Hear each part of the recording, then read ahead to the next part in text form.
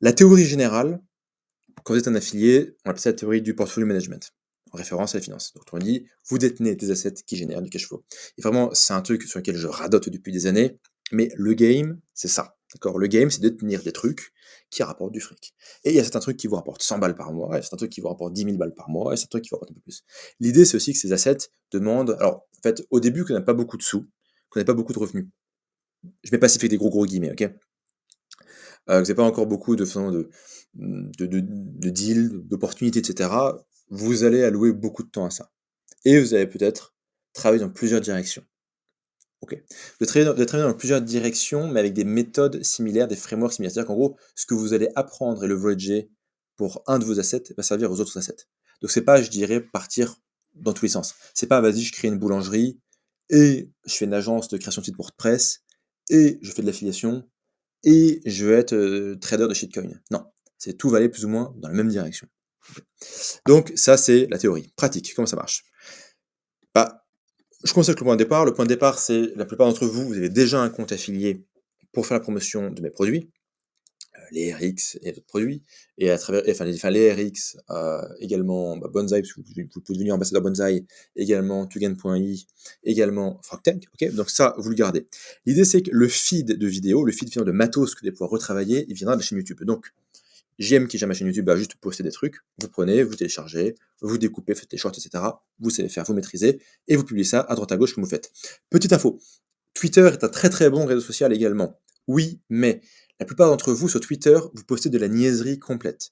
Donc vous écrivez des trucs, je sais pas si c'est généré par GPT ou généré par votre copine ou par, je sais pas par quoi, mais il y a un manque de qualité sur Twitter. Très rapidement, Twitter, si vous savez pas quoi raconter, déjà un, vous publiez les vidéos sur Twitter, et ouais, ça marche bien. Et de deux, si vous voulez écrire des trucs, écrivez, prenez, enfin, paraphrasez-moi, quoi, ok? Essayez pas de penser une fulgurance, machin, de... Non, juste paraphrasez-moi, copier-coller, balancer. Bête et méchant, ok? L'affiliation de mes produits, c'est en mode bête et méchant. C'est en mode bête, brutal, méchant, gogol. Ok? On assume le côté gogol. C'est ok. Et dans la vie, on a tous une partie de ce qu'on fait qui est gogol ou débile. C'est ok, c'est la condition humaine. Qu'est-ce que ça veut dire? Ça veut dire que c'est du cash flow relativement rapide, mais pas massif. Ok. Pas massif, pourquoi? Parce que vous n'allez pas gagner 30 000 euros par mois comme ça. Par contre, si vous débutez, vous avez peu, enfin, vous faites peu ou pas d'argent sur Internet, gagnez vos premiers 200, 300 euros, 500, 1000, 1500, 2000, je sais pas, sur Internet avec ça, c'est faisable. Et c'est relativement rapide. Pourquoi c'est relativement rapide? Parce que vous n'avez pas besoin de vous créer une identité, vous n'avez pas besoin de créer une idéologie, vous n'avez pas besoin de créer des produits, vous n'avez pas besoin de créer des heures et heures de contenu, vous n'avez pas besoin de produire de la pensée. Vous prenez, vous repackagez, vous faites du repurpose, comme on dit en anglais, vous publiez massivement comme des bourrins. Ok, vraiment, on assume le côté je suis pas un poète, d'accord? C'est pas l'art pour l'art, c'est pas du Parnasse. L'affiliation, c'est un truc de bourrin. Ok. Le deuxième levier, c'est ce que je vous enseigne, c'est ce qu'on vous enseigne, pardon, enfin, ce qu'on vous enseigne avec Jean-Marie et avec la contribution aussi de Maxence sur MVG France, c'est on vous apprend à créer votre propre minimum viable guru. Je vais vous faire la version courte. La version courte, c'est vous prenez des trucs américains et vous les pompez. Quand vous pompez, vous rajoutez 5 à 10% de contenu, de customisation, d'ajustement, de trucs, voilà. Pour pas que ce soit juste du DeepL, voilà. Donc vous foutez pas ça en mode GPT traduction ou DeepL, ou pire Google Trad. Vous pompez, oui, mais vous allez rajouter 5 à 10%. Et voilà, c'est pas bien, c'est pas beau, c'est pas glamour, c'est pas très sexy. L'humanité entière fait ça. Ok. Après d'ailleurs, faites soit de l'affiliation, soit faites votre propre produit. Il y a Sorcier de l'E-com qui parle beaucoup de ça. Lui, ce qu'il suggère, par exemple, Sorcier, vous pouvez voir ici, avec son lien Twitter, Sorcier, lui, ce qu'il va recommander, c'est d'aller sur des marchés émergents. La langue, enfin, le marché latino, le marché brésilien, des zones géographiques comme ça. Ou des marchés qui sont moins saturés. Je crois qu'il mentionnait l'italien, je crois qu'il mentionnait peut-être la Pologne, je sais plus. À voir. Donc ça, c'est aussi une possibilité. Donc là, bon là, du coup, pour le coup, c'est Google Trad, DeepL et ChatGPT, si vous ne parlez pas ces langues-là. Paradoxalement, il a un certain nombre de clients qui arrivent à faire du fric en ne comprenant rien à la langue sur laquelle ils travaillent. Voilà. Donc soit vous amenez ça vers du français, soit vous amenez ça vers des langues sur des pays émergents. Petit hack hein, sur les pays émergents, vous n'allez pas forcément gagner de personnes vendre votre propre produit. Ce que vous allez faire, c'est vous devez gonfler au maximum la taille de votre newsletter et faire des newsletters sponsorisés ou inclure des encadrés promotionnels dans vos newsletters vers des produits, soit vers d'autres newsletters, soit vers des logiciels, des produits, etc. Ok?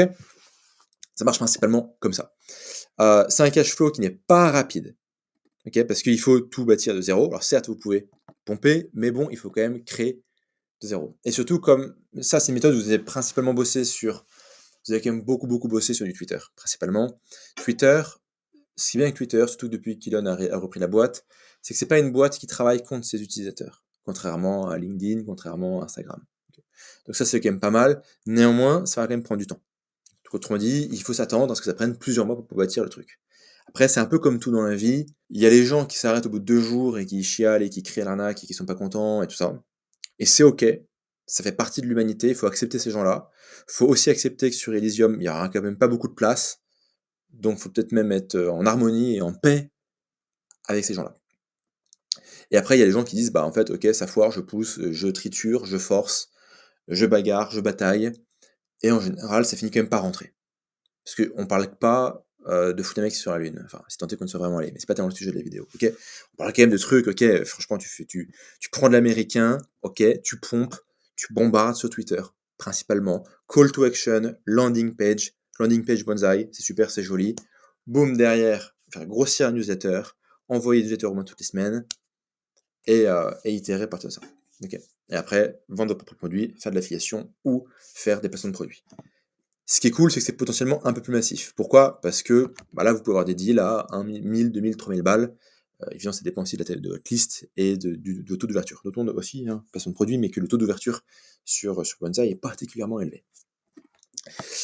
Ok, pourquoi ça c'est en couleur? Je ne sais pas. Ok, donc c'est un cash flow qui n'est pas rapide, mais qui est un peu plus massif. Donc, autrement dit, pendant que ça vous fait à peu près bouffer, vous préparez ça. Enfin, il y a votre MVG Web3. Vous savez que j'ai un appétit particulier pour le Web3 et que j'aime interagir dans le Web3, non pas comme euh, gambler, non pas comme trader, mais comme créateur, marketeur, co-founder, entrepreneur. Okay. Et c'est cruel, il y a un besoin cruel de MVG dans le Web3. Okay. Vous vous rendez même pas compte. C'est un truc que j'expliquais lors d'un Twitter Space avec les Titans. Il y a plein de gens qui veulent lancer des projets, ils désespèrent d'avoir des MVG. Parce qu'en fait, un MVG, c'est quelqu'un qui détient une part de marché sur le marché de l'attention. Et l'attention dans le Web3, elle vaut très cher. Quand vous voyez un énorme pump d'un token dans le Web3, c'est un pump d'attention. Alors les financiers vont raisonner en termes de liquidité, donc eux vont dire qu'il y a un afflux de liquidité. Les marketeurs, comme moi, vont dire qu'il y a un afflux d'attention. Bon, au final, c'est à peu près au même, parce qu'avec l'attention, vient la liquidité. Donc il y a une guerre pour l'attention, ça vous le savez, et dans le Web3, cette guerre, elle est débridée et cruelle. Donc quiconque a un MVG à peu près correct, avec 1000, 2000 abonnés, ça vaut très cher. Vraiment. C'est mieux que ça soit fait en anglophone, c'est pas obligatoire. Comment ça marche ici? Grosso modo, l'idée c'est, vous essayez de grossir le plus possible sur Twitter, vous essayez de développer d'autres réseaux sociaux et également votre newsletter. La newsletter, c'est un peu le label de crédibilité. C'est bizarre, mais c'est comme ça. Ça marche, les humains réagissent positivement à ça. On n'est pas là pour réinventer l'humain, on est là pour comprendre comment il fonctionne. Donc, c'est relativement rapide, pourquoi? Parce que dans le Web3, assez rapidement, vous pouvez monopoliser une niche ou une micro-niche. Assez rapidement, vous pouvez devenir le go-to guy en quelques semaines. Attention, je parle de semaines en étant en étant intensif dans son travail. Si vous êtes en mode je passe 2 minutes par jour, ça prendra plus de temps. Donc là, je dirais, plus vous mettez d'intensité, plus ça s'ira rapidement. Okay. Après, derrière, l'idée c'est, vous avez bossé dans une niche et vous avez trouvé 2, 3, 4 protocoles, par exemple. Je parle bien de protocoles, idéalement moins de NFT, shitcoin, etc. Même si j'ai beaucoup d'enthousiasme peut-être pas d'appétit parce que j'y touche plus trop, mais pour ce métier, enfin pour ces secteurs-là, mais voilà. Donc plutôt des protocoles, et ils vont vous payer de leur token à eux. Ce qui est bien, c'est que pour le protocole, ça coûte rien, parce qu'ils payent dans ce propre token. Par contre, les tokens de protocole peuvent faire du x10, x20. Donc les mecs, l'idée c'est qu'ils vous payent entre 500 balles et 1000 balles par mois. Vous avez 2, 3, 4, 5 clients qui vous payent tous les mois, avec de la thune qui peut faire x10, x20, x100. Faites les maths, c'est pas inintéressant. Après, le MVG peut aussi permettre d'embrayer sur un rôle d'associé, ou d'associé minoritaire, sur des projets. Et d'avoir entre 1 et 30%. Et ça, c'est intéressant aussi. Et c'est là qu'on fait vraiment de la thune. Si vous savez pas quoi foutre de votre life, le job, c'est à peu près ça. Si vous avez déjà un compte affilié Tougan, vous intensifiez. C'est vital d'avoir votre MVG. Et ne pas avoir une allocation Web3 est une erreur. Un exemple concret sur le niveau 1-2. Vous prenez Ulysse. Ulysse, c'est la chaîne Tougan Barra Daily, qui marche bien. C'est un de mes affiliés les plus efficaces. Il est également sur TikTok, ça fonctionne bien. Ok. Ulysse, il a aussi récupéré la chaîne Tougan Marketing. Pareil, ça marche bien. Alors évidemment, les shorts, tout le temps, ça fait une vue, tout le temps, ça fait 2, 3, 4 000 vues, tout le temps plus, 7000 vues, 7, 2, bon, ça marche bien, quoi. Donc Ulysse, là, il prend sa thune.